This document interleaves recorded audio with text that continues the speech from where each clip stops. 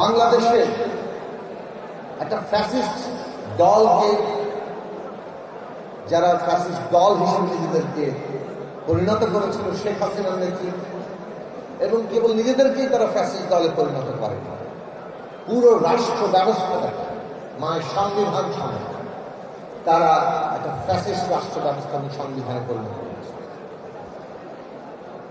আজকে আমরা সেই ফ্যাসিবাদী ব্যবস্থা বদলে একটা গণতান্ত্রিক ব্যবস্থা কায়েম করতে চাচ্ছি, এবং বাংলাদেশের এই মুহূর্তে প্রধান রাজনৈতিক দল, বৃহত্তম রাজনৈতিক দল হিসেবে বিএনপি এবং তার সাথে আপনারা যুক্ত যুবদল, ছাত্রদল এবং স্বেচ্ছাসেবক দল, আপনাদের দায়িত্ব সে কারণে অনেক বেশি।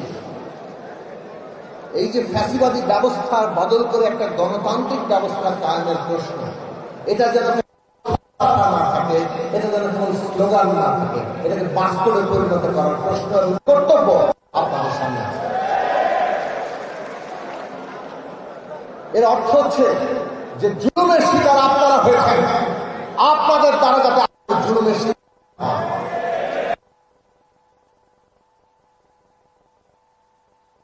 এক যদি না করে কর্তব্যকে, বাস্তব কর্তব্যকে সত্যি সত্যি মনে করেন, আর দুই একটা হুঁশিয়ারি দেন। যুগটা, সময়টা বদলে গেছে, আমাদের জনসংখ্যা, আমাদের তারুণ্য, তার চিন্তার কাঠামোগত বদল ঘটছে। ওই বাস্তবতার সাথে যদি তালও না মনে করেন যে আগের মতোই চলবে, এটাও হুঁশিয়ার থেকে আগের মতো আর জিনিস চলবে না। অতএব পরিবর্তিত বাস্তবতার সাথে এই যুবদল, ছাত্রদল, স্বেচ্ছাসেবক দল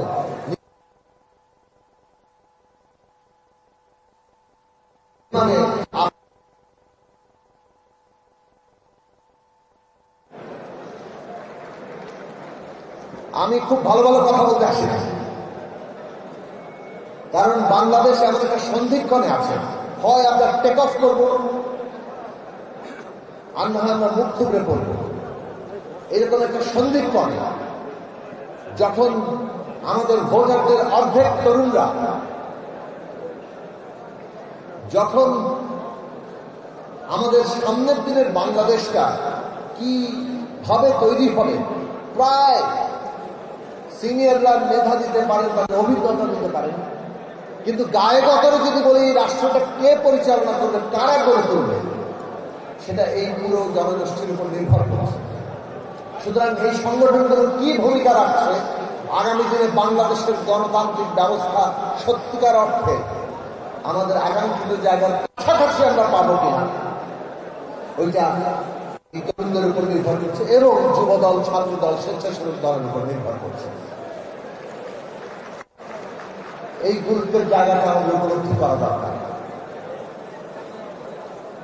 আমাদের তরুণরা রাষ্ট্র থেকে বিচ্ছিন্ন হয়ে পড়েছিল, গত 15 বছরে ভোট দিতে পারেনি, তার মানে সে কথা বলার স্বাধীনতা ছিল না।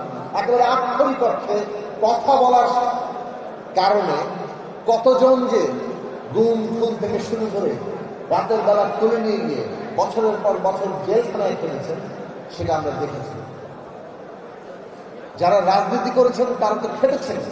রাজনীতির বাইরে কয়েকজন টেলিভিশন টক শো কিংবা অনলাইনে টক শো হোস্ট করার কারণে রাতের বেলা ধরে নিয়ে গিয়ে বছর পর বছর জেল খেটেছে।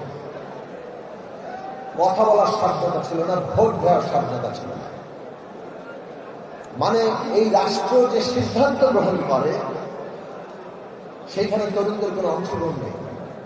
অথচ রাষ্ট্রের যদি বলেন যে গায়ে যারা পরিচালনা করে তারা তরুণরাই। আমাদের এখানে তো তরুণরা, তারুণ্যের বয়স সীমা প্রায় 55 পর্যন্ত ধরা হয়েছে। সেই হিসেবে প্রায় প্রজাতন্ত্রের মানে কর্মকর্তাদের বয়স সীমা এখন 58 কিংবা ধরেন 60। তো মোটামুটি তারুণ্য পেরিয়ে গিয়ে তারপরে তারা রিটায়ারমেন্টে চলে যায়। পুরো দেশ অর্থনীতি চালায় যারা, সেই তারুণ্য, তাদের কিন্তু পলিসি মেকিং জায়গায় খুব বেশি অংশগ্রহণ নাই। এমনভাবে সিদ্ধান্ত গ্রহণ চলে এই দেশে, এত কেন্দ্রীভূত, এত প্রায় ব্যক্তি কেন্দ্রিক, যে আমরা সর্বস্তর একটা বিচ্ছিন্নতার জায়গায় থাকি।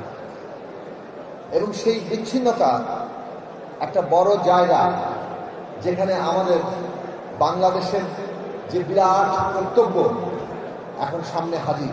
আধুনিক বিশ্বের যে চ্যালেঞ্জ আমাদের মোকাবেলা করতে হবে, আগামী 20 বছরের মধ্যে প্রযুক্তিগত এমন পরিবর্তন ঘটবে, আমরা তার সাথে খাপ খাওয়াতে পারবো কিনা, এইটা আমাদের সবচেয়ে বড় চ্যালেঞ্জ। এই চ্যালেঞ্জ মোকাবেলা করার জন্য যে তারুণ্য দরকার, যে শিক্ষা ব্যবস্থা দরকার, সেটার নীতি নির্ধারণের কাজটাও তলা থেকে কিভাবে অংশগ্রহণের মধ্যে দিয়ে হতে পারে, সেইটা আমাদের নিশ্চিত করতে হবে। ফলে ওই জায়গায় কিন্তু আপনার বদলানোর প্রশ্ন আছে। নিজেকে বদলান, তার মধ্যে দিয়ে কিন্তু পুরো দেশটাকে বদলানো যায়। এই কথা বারবার স্মরণে রাখছি যে জাতীয়তাবাদী যুবদল, ছাত্রদল এবং স্বেচ্ছাসেবক দল, তাদেরকে আমরা নতুন করে দেখছি না। আপনাদের একটা ইতিহাস আছে, আপনাদের ইতিহাসে যেমন গৌরবের দিক আছে, তেমনি এমন অবস্থাও গেছে যেখানে আপনারা ক্ষমতায় ছিলেন এবং আপনাদের বিরুদ্ধেও অনেক স্লোগান উচ্চারিত হয়েছে। কোন উত্তরাধিকার এখন বহন করবেন? আজকে এই পরিবর্তিত বিশেষভাবে অভ্যুত্থান উত্তর বাংলাদেশে এইটা এই 3 সংগঠনকে ঠিক করতে হবে। এবং আরেকটা জিনিস পরিষ্কার করে এইখানে বলি, যেমন তারেক রহমান আছেন, বিএনপি সিনিয়র নেতৃবৃন্দরা আছেন, বাংলাদেশে অর্থনৈতিক দিক থেকে যে পেট্রোল ক্লায়েন্ট আর বখরা জীবিকার অর্থনৈতিক কাঠামো, যার মধ্যে কোটি কোটি মানুষ, কোটি কোটি তরুণরা এখন পর্যন্ত আছে, তার সাথে রাজনৈতিক দলের যে যোগাযোগ সৃষ্টি হয়েছে, এইটা দিয়ে চাঁদাবাজি বন্ধ করা যায় না? এটা দিয়ে আগামীর বাংলাদেশও আমরা কাঙ্ক্ষিত জায়গায় পৌঁছাতে পারব।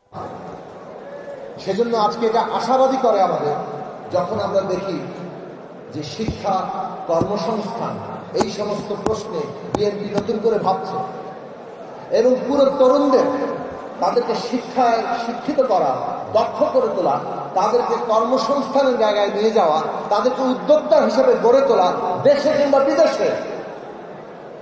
এই জায়গায় যতক্ষণ না পর্যন্ত আমরা যেতে পারছি, কাঠামোগত ভাবে যেভাবে বাংলাদেশের রাজনীতি আন্দোলন চলেছে, এলাকা এলাকা নিয়ন্ত্রণে রাখো, নিয়ন্ত্রণে রাখার জন্য আমার বাহিনী দরকার, সেই বাহিনীর সাথে রাজনৈতিক দল একাকার হয়ে যাও, এই ব্যবস্থা দিয়ে বাংলাদেশের আগামী চ্যালেঞ্জ কোনটাই মোকাবেলা করা যাবে না। আপনারা নিজেদের প্রস্তুত করেন কিভাবে সত্যিকার অর্থে রাজনৈতিক দল মানে একটা গণতান্ত্রিক ব্যবস্থা অত্যন্ত গুরুত্বপূর্ণ অংশ। আইন, সংবিধান, এমনকি আইনি কাঠামো বটে, কিন্তু রাজনৈতিক যদি গণতান্ত্রিক আইনি কাঠামোর জন্য প্রস্তুত না হয়, তাহলে সেই আইনি কাঠামোটা কায়েম করতে পারবো না। গণতন্ত্র কায়েম করার জন্য এখানে রাজনৈতিক দলগুলোর প্রস্তুতি, আমাদের তরুণদের প্রস্তুতি, আগামী রাজনীতির প্রস্তুতি, সেইটাই বাংলাদেশ করবেন। সেই আশাবাদ রেখে আপনাদের আবারও ধন্যবাদ জানিয়ে আমি আমার বক্তব্য শেষ করছি। আসসালামু আলাইকুম।